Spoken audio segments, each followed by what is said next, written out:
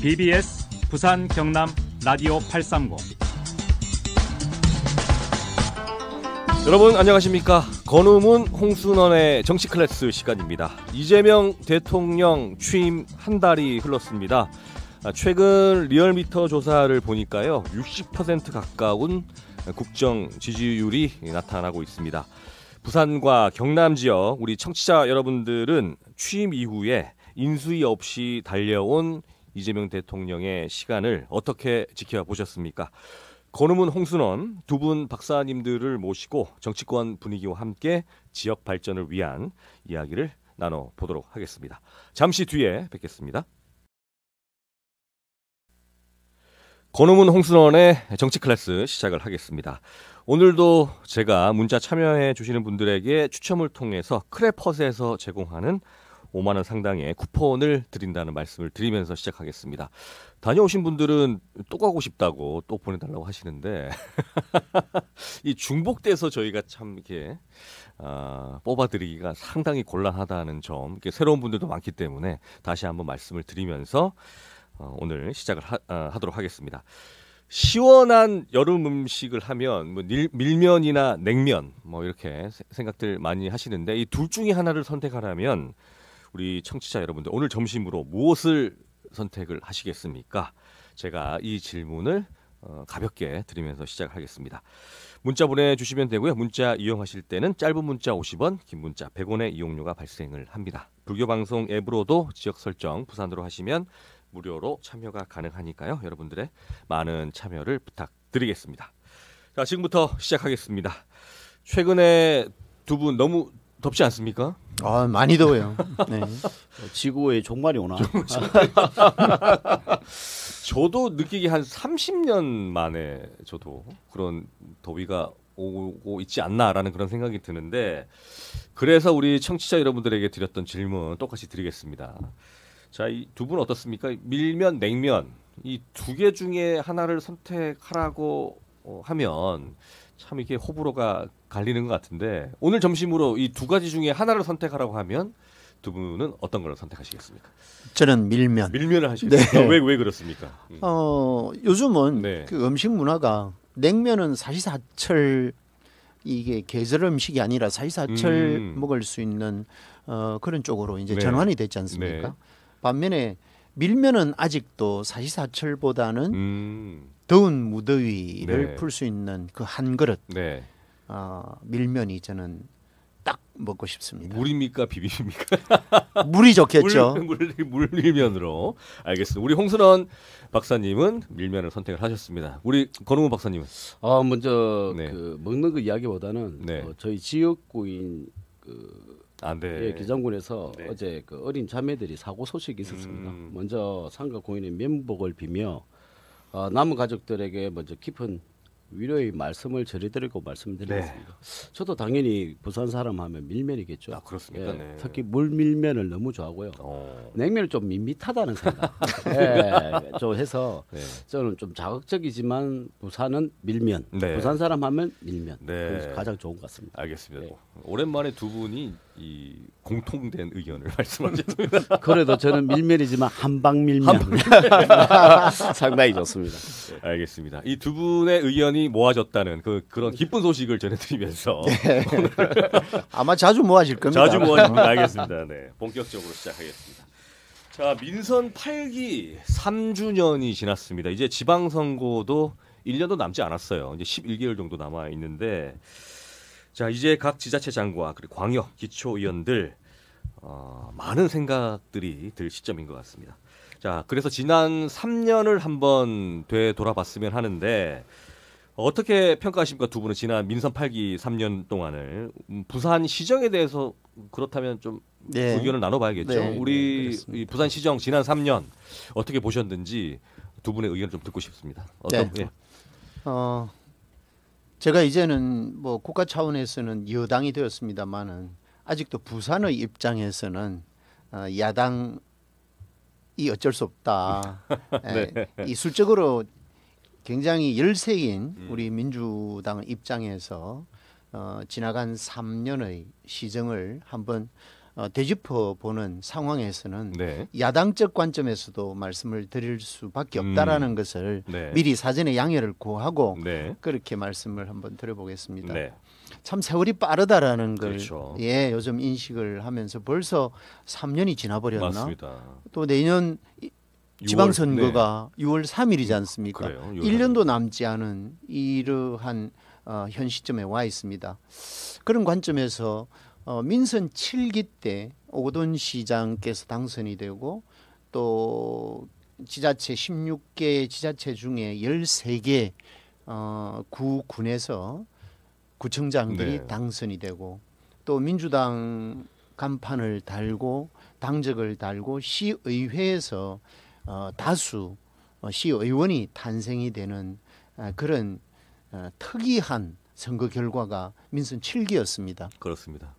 그런 민선 7기 과정에서 부산지방정부에서 기획하고 또 설계했던 그런 내용들을 문재인 정부가 수락하고 또 승인했던 이런 확정된 정책들이 민선 8기에 들어와서 대부분 다 진행이 되지 않거나 또 좌초되고 있다라는 것이 너무나 아쉽다는 말씀을 드립니다. 네. 그중에 대표적인 것이 부울경 메가시티 특별법 이게 현재 법은 살아 있습니다만은 진행되지 않고 완전히 좌초돼 버렸던 이 사실을 우리가 기억하면서 네. 다시 한번 아쉽다는 말씀을 드리고 그다음에 누가 뭐라고 해도 우리 부산 시민 전체가 다 역량을 집중했다라고 해도 과언이 아닌 2030 엑스포 올인을 했지 않습니까? 심지어 윤석열 정부 자체도 중점 국책 사업으로 선정을 해서 중앙 정부가 나섰는데도 불구하고 실패했다. 그 실패 자체도 너무나 아쉬운 실패. 19개국밖에 지지를 받지를 못했다라고 하는 이 아쉬움을 우리가 한번 말씀을 드리지 않을 수 없는 이런 상황에 와 있고 또 그 이후에도 마찬가지 엑스포가 실패를 한 이후에도 윤석열 정부에서 그러면 북한을 어떻게 우리가 앞으로 관리할 거냐 그런 것들을 놓고 대기업을 네.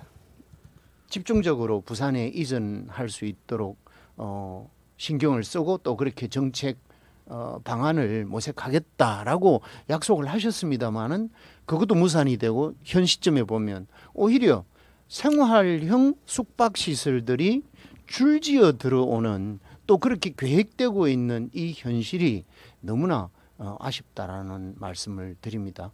더 말씀드릴 것은 많지만 네. 또 시간이 너무 많이 가니까 일단은 우리 권 박사님 말씀 좀 알겠습니다. 듣고 네. 그렇게 진행하겠습니다. 그렇게 하시죠. 저는 볼 때는 뭐 오거돈 시장 때를 말씀드리면 성비 사건 때문에 좀 문제가 있었고 지금 뭐 박영준 시장 같은 경우는 지금 3선 도전을 공식적으로 발표했고요. 그다음에 부산정치권 국회의원들과 면밀히 면담을 해서 도움을 요청하고 있다는 이야기도 있습니다. 그다음 또한 박영준 시장은 해수부 이번 이전에 대해서도 협조하고 부산 발전을 위한 정책의 영속성을 강조하고 있죠. 그리고 지금 박영준 시장님과 함께 또 다른 경쟁 후보인 전 서병수 시장도 지금 언급되고 있는 상황이고 그 김도읍 의원도 언급되고 있는 상황입니다. 사실 기자들이나 여러 보수 쪽에서도 사실 박영준 시장님에 대해서 부정적인 시각도 있는 것도 사실입니다. 우리 야당에서도 공격의 대상이 되고요. 하지만 그래서 지금 현재는 국민의힘이 사실은 부끄럽지만 상황이 좋지 않은 상태이기 때문에 안정적인 시장을 원하느냐 아니면 새로운 인물이냐에 대한 정치 환경에 따라서 어떻게 바뀔지도 좀 지켜봐야 될 것이고요. 박용준 시장님 같은 경우는 사실 이슈 선점을 하거나 큰 패러다임을 추구하는 정치인은 아닌 것 같아요. 조용한 행보를 원하는 스타일이다 보니까 지금 나름대로 가덕도 신공항이나 그리고 북한 재개발, 그다음에 지하철 지하와 같은 이런 정책들을 펼치고 있어서 우리 부산 시민이 바로바로 느낄 수 있는 큰 정책에 대한 패러다임은 좀 부족할지 모르지만 낮은 자세, 일반 부산 시민을 위해서 차곡차곡 정책을 펼쳐지고 있다고 알고 있습니다. 예. 네. 권 박사님 말씀하신 것들 중에 결국은 박형준 시정에 대해서 우리가 얘기를 안 할 수가 없는 거 아닙니까? 물론 박형준 시장님 자체가 부지런하지 않다라는 말씀을 드리지는 않겠습니다. 그 부지런함과 또 정책 실현에 대한 능력, 평가는 별개의 문제 아니겠습니까? 앞서도 말씀드렸듯이 올인했던 2030 엑스포에 대해서는 그동안에 어느 누구도 제대로 된 반성 한번 하는 사람이 없고 또 거기에 대해서 책임지는 사람조차도 없다. 국비를 5천억, 6천억을 소진했다라고 그렇게 공개적으로 나오고 있는 현실 속에서도 그런 부분에 대해서는 그 당시에 여권의 입장에서 제대로 된 평가를 하지 않았다라는 거.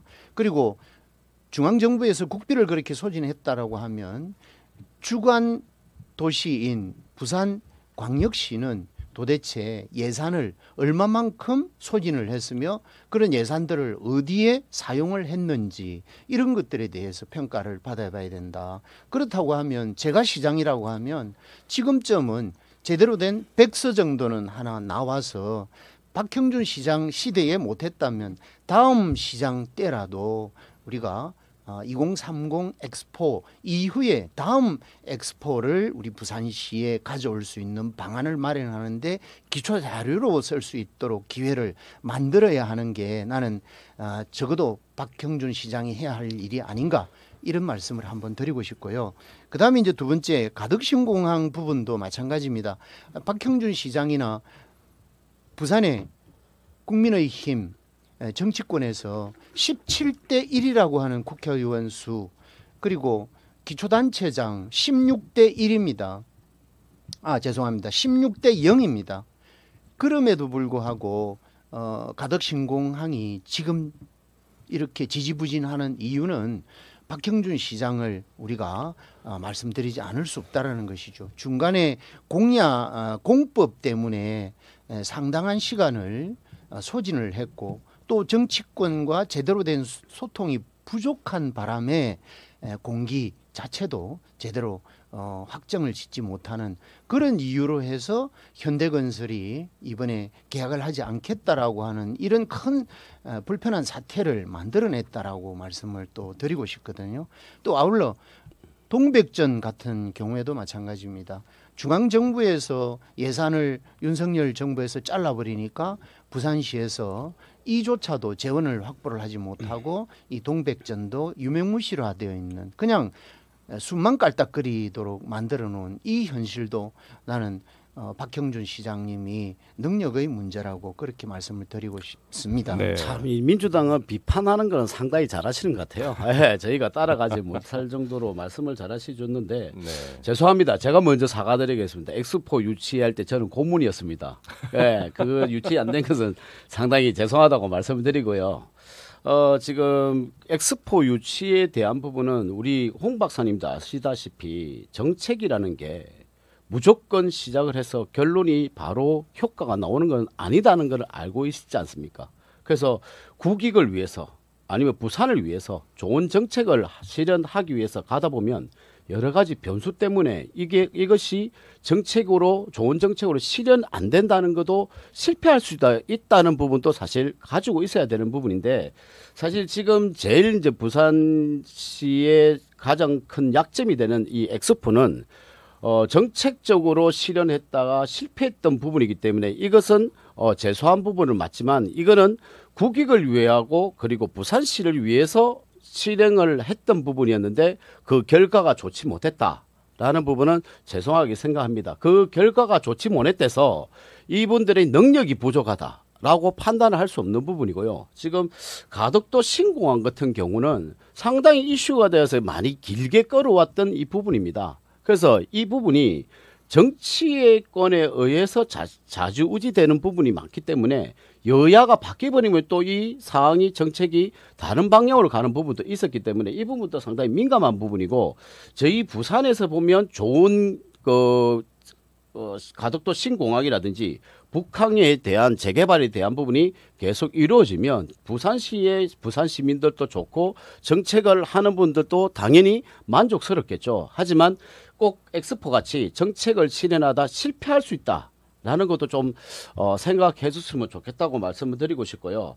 그렇지만 지금 이재명 대통령께서 지금 해수부 이전에 대한 부분도 언급을 했으면 지금 가덕도 신공항은 민주당이 집권했을 때도 계속 나왔던 이야기입니다. 그러면 이번에 해수부뿐만 아니라 가덕도 신공항에 대해서 힘을 실을 수 있는 말씀을 해주셔야 되는데 그 말씀도 없기 때문에 이것도 한번 또 지켜봐야 될 문제라고 봅니다. 예. 네. 그건 참 모르고 하시는 말씀입니다. 권 박사께서 한 번 더 체크를 해보시면 좋겠는데, 첫째는 엑스포 관련 정리를 한번 하면 이것은 박형준 시장의 능력 부재인지 아닌지는 시민이 판단하고 대한민국 국민이 판단하실 겁니다.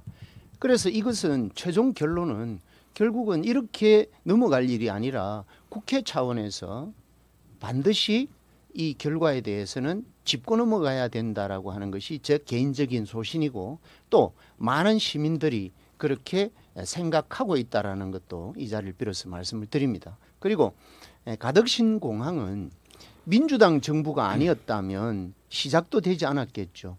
과거 김대중 노무현 정부를 거쳐서 기본계획에 반영이 됐고, 또 그 이후에 문재인 대통령 시절에 예산이라든지 관련 특별법을 제정하지 않았다면 가덕신공항은 꿈도 꾸지 못하는 그런 상황일 겁니다. 중간에 이명박 대통령이나 박근혜 대통령 시절에 여러 가지 사안들에 대해서는 워낙 우리 시민들이 잘 알고 계시기 때문에 제가 별도로 설명을 드리지는 않겠습니다. 하지만 네. 본질적으로 그것보다 더 중요한 것은 우리 부산시정에 있어서, 그렇다면 앞서 이 부분은 현안 문제라고 보고, 또 미래 부산시정을 위해서 박형준 부산시정은 제대로 계획하고 또 제대로 가고 있느냐. 그 중에서도 제일 중요한 것은 부산 지역의 청년 유출의 문제. 이 부분에 대해서 얼마만큼 부산시가 현재 미래 아젠다를 만들어 가면서 청년들을 떠나지 않도록, 그리고 돌아오도록 만드는 이런 정책들이 있었느냐 하는 거.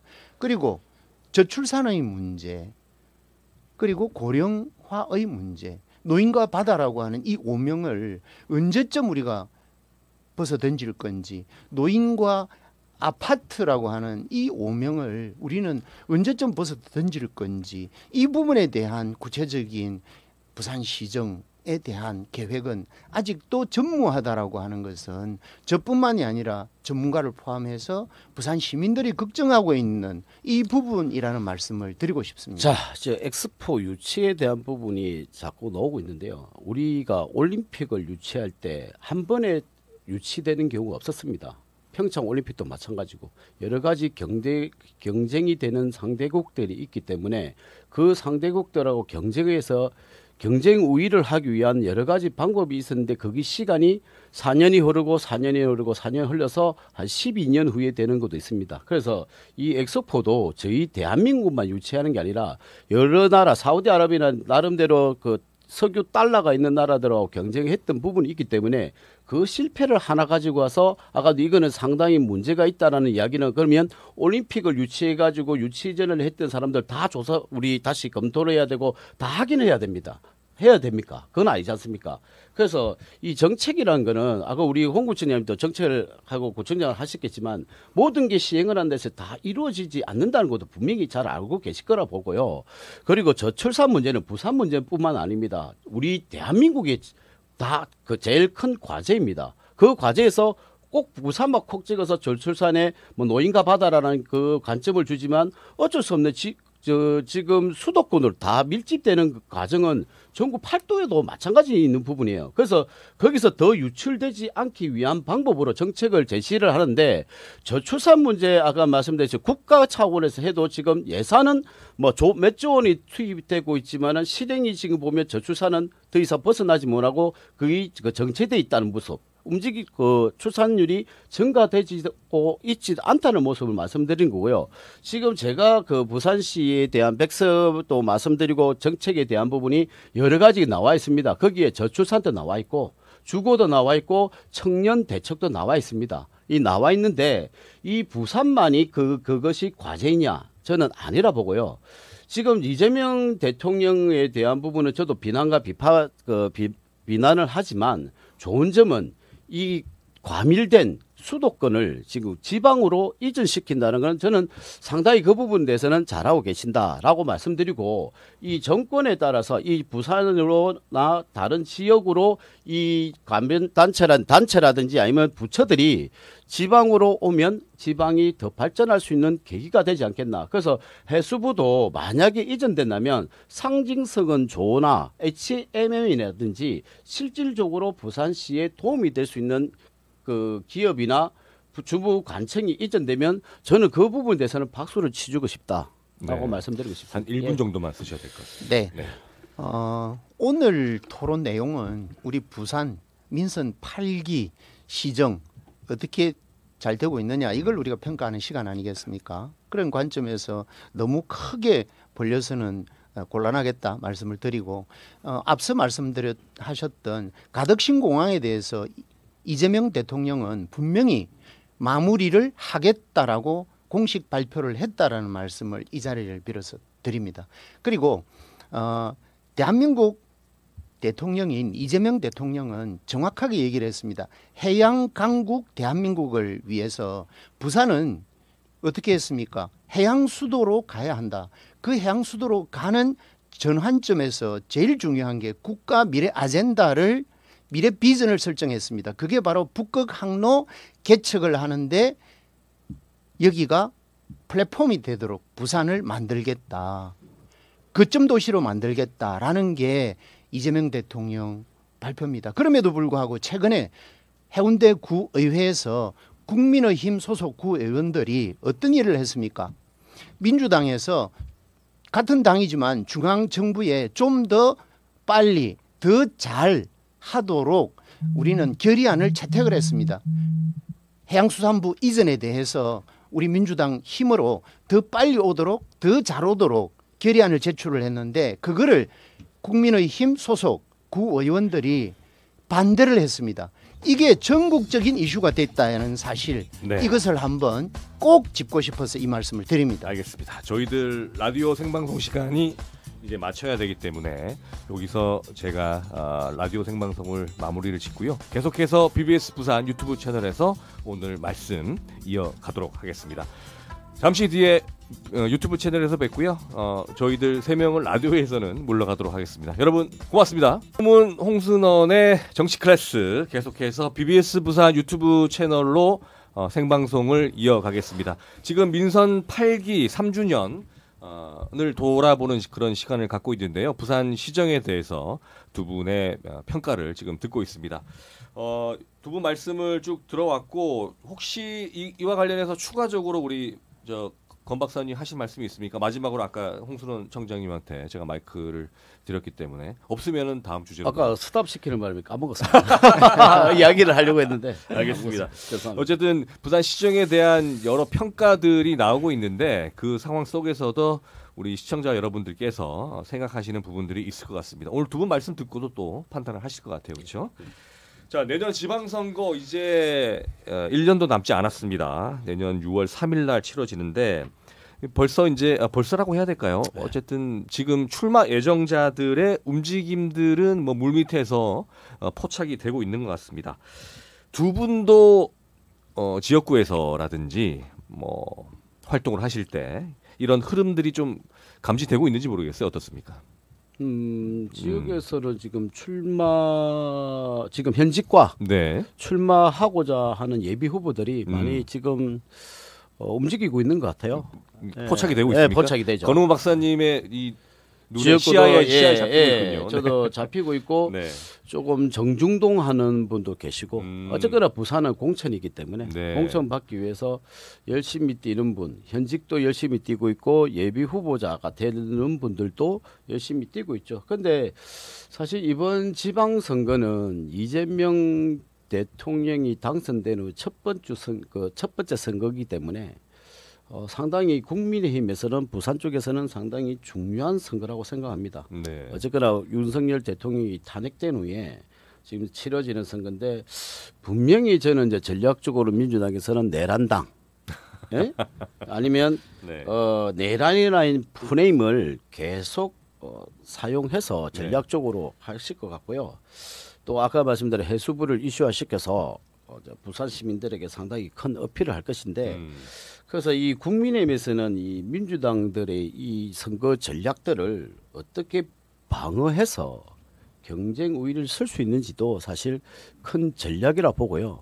그러기 위해서는 지금 부산 정치권에 계시는 분들이 얼마만큼 부산 시민들을 호응할 수 있는지 그것도 봐야 될 문제라서 지금 사실 조금 많이 어렵다. 네. 냉정하게 말씀드리면 많이 국민의힘이 어려운 상황이다라고 말씀드리고 싶습니다. 네, 이 구도가 지난 2018년 지방선거 때랑 똑같아요, 그죠? 대통령 탄핵 이후에 네. 문재인 대통령이 당선되고 이 그런 흐름 속에 지금 굉장히 유사하게 지방선거가 내년을 맞게 되는데 민주당도 여러 가지로 그 당시를 떠올리면 많은 당선인을 배출해야 된다는 그런 의무감도 좀 있을 것 같아요. 네. 네. 그렇죠. 또 그런 압박감도 네. 당원들로부터 전해 들을 수밖에 없는 이런 현실이고 네.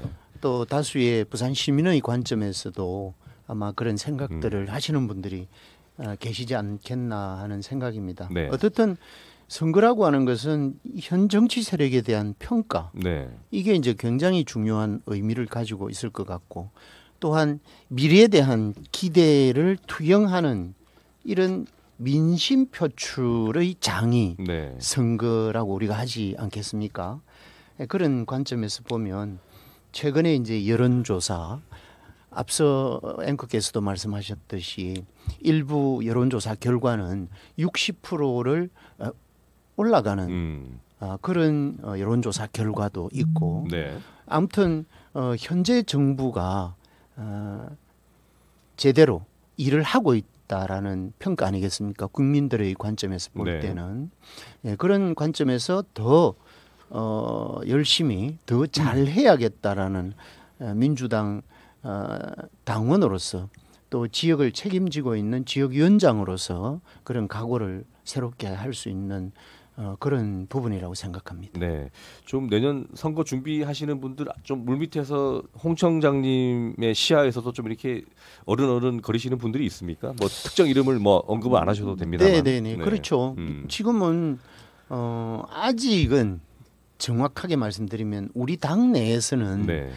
그런 흐름은 그렇게 크지가 않습니다. 네. 지금 제일 중요한 것은 권우문 박사님 앞서 얘기했듯이 또 내란당 뭐 상대당을 그렇게 또 평가할 것이다 이렇게 예측을 하셨는데 그 부분은 이제는 민주당의 입장에서는 손을 떴습니다. 민주당을 넘어서 이제는 특검으로 진행이 되고 있고 내란 특검이 내년 지방선거에 거의 그 시점 되면 결과는 확실히 나와 있는 상황에서 내란이냐 아니냐는 우리가 왈가왈부할 이유가 없다. 그렇게 다시 한번 말씀을 드리고 싶고 또 그런 것들이 국민적 관점이나 시민적 관점에서는 비교 대상이 또 평가 대상이 안 될 수는 없겠죠. 네. 선거를 놓고. 그렇지만 그보다 더 중요한 것은 여당으로서의 역할과 또 대통령을 중심으로 한 가장 기초단체까지 어떻게 힘을 모아서 주권자인 국민이 바라는 관점에서 국정을 펼치고 또 시정을 펼치는 이런 모습들을 우리 민주당 스스로 보여주느냐 안 보여주느냐에 따라서 유권자인 국민들은 평가의 대상이 되지 않겠나. 네. 그래서 더더욱 조심스럽고 그런 상황이기 때문에 우리는 정치적 관점에서 후보로 누가 먼저 나서겠다. 이렇게 나오는 사람이 쉽지 않습니다. 우선 아직까지는, 네. 국정을 네. 성공적으로 만드는데 중점적으로 올인하고 있다라는 말씀을 드리고 싶습니다. 네. 어쨌든 선거는 평가기 때문에 지금 여당은 민주당이지 않습니까? 예.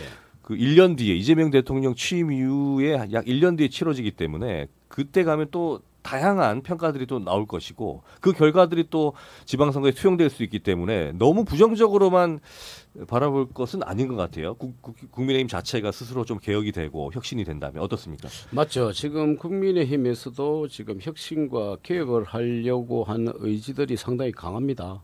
그런데 제가 보는 입장에서는 민주당 이재명 대통령이 잘한다고 보지는 않아요.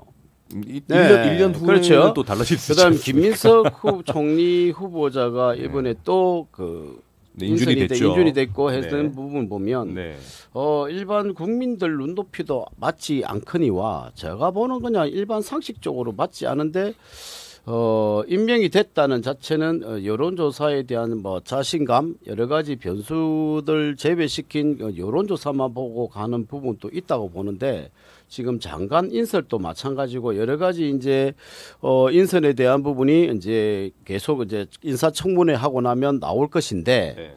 저희가 이제 국민의힘이 볼 때는 이 인사청문회를 잘못을 하더라도 또 여론이 좋으면 그대로 또 임명을 하고 계속 밀어붙이지 않겠나라는 거 보는 거죠.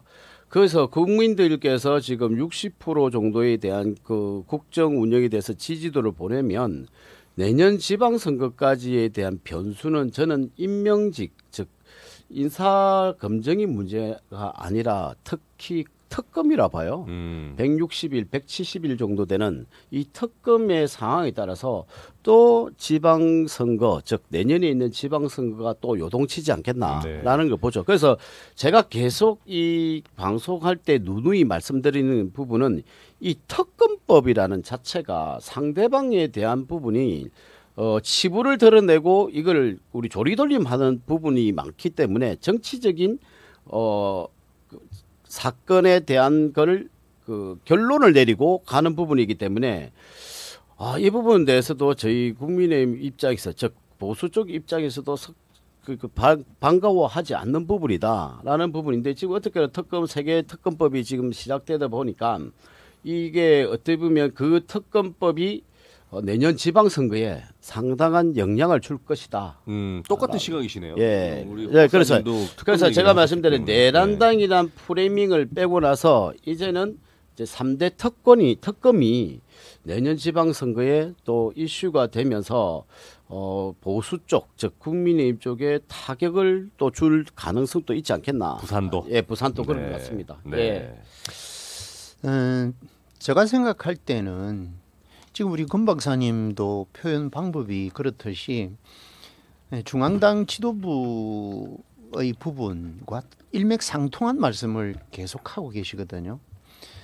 예를 들면 이번에 국민의힘 중앙 그 집행부가 이번에 재구성이 됐지 않습니까? 송원석 원내대표가 당선이 됐고 또 그렇게 되면서 김용태 비대위원장이 이번에 그만두게 되었지 않습니까? 임기를 물론 다 채웠습니다마는 김용태 비대위원장이 그만두고 나가는 이 상황과 송원석 원내대표 중심으로 다시 지도부가 재편이 되는 모습들을 보면 누가 보더라도 국민들은 12.3 내란 계엄 그 시점을 떠나지 못하고 있다. 그 시점에 머물고 있다라고 저는 평가를 하고 싶거든요. 왜냐하면 지금 지도부의 구성 형태를 한번 보십시오. 그 당시에 내란 계엄에 대해서 명확하게 반대하지 않은 그런 다수의 국회의원들과 그리고 심지어 윤석열 대통령의 구속 문제 이 문제들까지도 찬반이 대립되는 그런 국민의힘 내부 구조 그런 상황에서 찐윤이든 친윤이든 이런 중심에 다시 권력 구조가 재편이 됐다. 국민들이 볼 때는 어떤 방법으로 혁신할 것인지 말로는 혁신이고 개혁을 하겠다라고 하지만 누가 누구의 힘으로 무슨 방법으로 할 거냐 이것에 대해서는 아무런 방안도 제시하지를 못하고 있는 그 현실이 안타깝기 때문에 내년 선거는 물론 앞서 저도 말씀드렸습니다마는 특검의 결과에 영향을 받지 않을 수는 없겠죠. 하지만 그거보다는 국민의힘 스스로 자멸할 것 같다. 이런 우려도 갖는다는 거죠. 저는 국민의힘이 자멸해서 우리 민주당이 압승하는 이걸 원치 않습니다.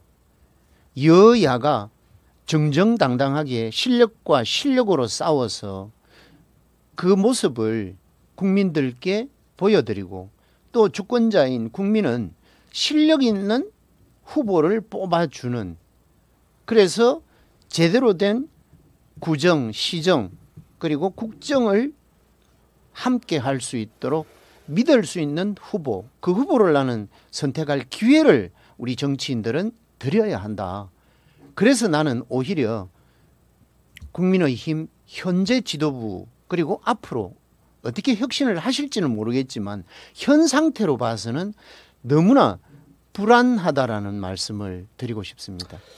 지금 중앙당과 제가 말씀을 결을 같이 한다는데 중앙당하고 결을 같이 하는 건 아니고요. 지금 국민의힘도 지금 지도부가 만들어졌지만 아직 손은석 대표가 지금 있지만 지금 다시 8월 달에 전당대회가 또 만들어지고 있어요. 그러면 전당대회 때 당대표가 선출되면 또 새로운 변화를 줄 수 있는 분이 출마를 해서 당의 쇄신이라든지 진짜 실질적인 보여지는 쇄신을 이루어진다면 예를 들면 108명에 대한 국회의원들이 내 특권 다 내려놓겠다. 완전히 이 국민들 눈높이에 맞춰서 다 내려놓던 부분들 하겠다는 개혁적인 성향을 가든지 아니면 108명 국회의원들이 모든 배지를 다 내려놓고 아예 전투적으로 가겠든지 여러 가지 부분은 할 것이다라는 것을 말씀드리고 싶고요. 저는 생각할 때 아까 국정 지지도 60% 나왔다고 이야기하는데 어제 그 뉴스 언론에서 나온 것처럼 특활비를 윤석열 정부 때 0으로 만들어 놓고 자기는 지금 91억으로 지금 올린다는 이야기도 하듯이 어떤 특활비? 그 용산 이제 대통령실에 사연 네. 특활비 네. 그다음에 두 번째는 이재명 그 대통령의 재판이 지금 사법부가 다 들어누웠어요. 나는 좀 시작될 줄 알고 형법 84조에 대한 부분을 이야기했는데 얘기하시면 또 길어지죠. 그래서 제가 말씀드린 게 네.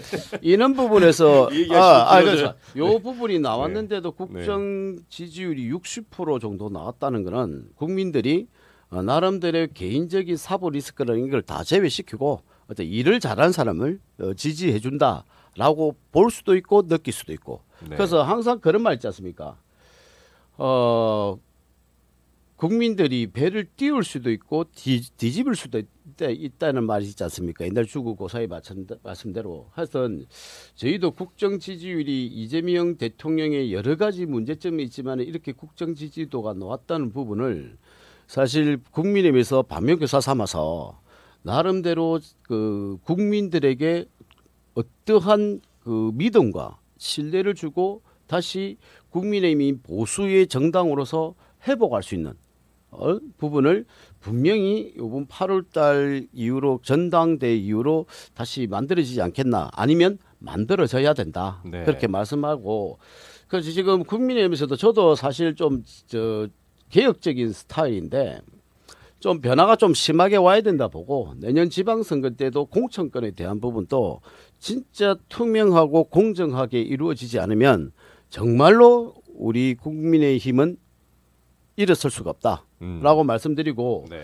국민의힘에 있는 국회의원들께서도 진짜 기득권을 내려놓고 내년 지방선거는 정말로 참신한 인물이라든지 실질적으로 정책에 대한 부분을 펼칠 수 있는 능력이 있고 젊은 참신한 부분을 냉정하게 판단해서 공천을 줘야지 자기 입맛에 고르는 공천을 하면 안 그래도 지금 국민의힘에 대한 부분에 대해서 비토적인 즉 비판적인 시각을 가지고 있는 국민들께서도 분명히 단죄를 할 것이다. 알겠습니다. 라고 말씀드리고 싶습니다. 네, 안철수 혁신위원장이 지금 어떤 혁신안을 내놓을지도 저희도 한번 지켜보도록 하겠습니다. 그 공천 관련해서도 혁신위에서의 어떤 여러 가지 논의가 있지 않겠습니까? 그렇죠. 네. 저도 공천을 생각할 때는 진짜 투명하게 해야 된다. 알겠습니다. 예. 자, 저희들 이 시간을 좀 정리를 해야 되는데 두 분께 각 1분 30초씩 드리고 오늘 시간 정리하도록 하겠습니다. 우리 홍순원 박사님께서 네, 정리해 주시죠. 네. 60%를 상회한다라는 것은 국정 지지율을 평가를 달리 봐야 됩니다. 대통령 당선 때 49.6% 정도를 득표를 하셨지 않습니까? 그런데도 불구하고 득표율보다도 훨씬 높은 지지율을 받고 있다라는 것은 국민들은 금방 얘기했던 그런 문제점들을 보고 평가를 안 하는 게 아니라 그것들을 다 포함해서 평가를 하는 거죠. 하지만 그보다 더 중요한 것은 이재명 대통령 현 정부에 대한 기대감이 이제는 더 커졌다라는 거예요. 첫 번째 하나만 예를 들어서 말씀드리면 인사 문제를 한번 보십시오. 장관 인선을 하는 데 있어서 전직 대통령이 임명한 장관 임명을 유임을 했습니다. 그리고 질병관리청장도 바로 유임을 했습니다. 그건 뭐겠습니까? 그분들은 일 잘할 수 있는 능력을 평가받았다는 거 아니겠습니까? 이게 바로 이재명 대통령의 실용주의라는 것이죠. 그리고 늘 여러분들이 걱정했던 원자력 발전소 관련도 이번에 산자부 장관을 어떤 분으로 임명했습니까? 두산 에너빌리티의 대표. 두산 에너빌리티라고 하면 바로 소규모 원전 SMR 중심에 있는 기업이죠. 이러한 대표를 전문가를 그 주무장관으로 임명했다라고 하는 것은 바로 실용입니다. 폴란드 원전을 비롯해서 앞으로 원전 수출이라든지 또 대한민국 전력 에너지 확보를 위해서 어떤 관점에서 대통령이 바라보느냐, 그걸 정치적 관점에서 바라보지 않는다는 겁니다. 네 편 내 편이 아니라 우선 우리는 잘 먹고 잘 사는 데 관점을 둔 바로 그 정책이 실용주의 정책이라는 관점에서 대통령은 하고 있고, 또 그동안에 부재화되어 있던 소통의 문제, 이것도 어제 기자들과의 토론회 보셨지 않습니까? 그리고 어떤 곳이든 대통령이 달려갈 수도 있고 또 어떤 분이든 대통령에게 질문을 할 수 있는, 또 건의할 수 있는 이런 구조가 되어 있다라는 걸 그동안에 우리는 3년 동안 전 정부에서 전혀 보지 못했던 이런 모습들을 대통령이 직접 보여주는 그런 신뢰 확보되었다라는 관점에서 이번에 이런 60%를 상회하는 국정 지지율이 달성이 되고 있다. 그래서 지금은 국민의힘 쪽에서도 탓하는 것보다는 우선 수신 제가를 먼저 좀 하고 그 다음에 오로지 주권자인 국민을 바라보는 이런 정치, 이게 나는 필요한 관점이고, 그렇게 해야 민주당도 그렇지만 국민의힘도 앞으로 성공할 수 있는 그런 기회가 온다.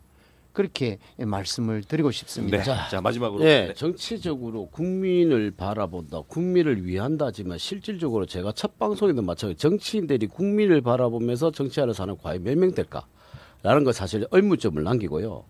지금 아까 말씀대로 지금 송미령이라든지 그 윤석열 정부 때 장관했던 분이 지금 유임됐다는 부분인데, 이분은 그러면 윤석열 정부 때는 보수를 표방하는 정부인데 지금 이재명 정부는 진보를 표방하는 정부예요. 그러면 이 송미령이라는 장관이 유임됐다는 것은 이분의 스타일이 뭐냐?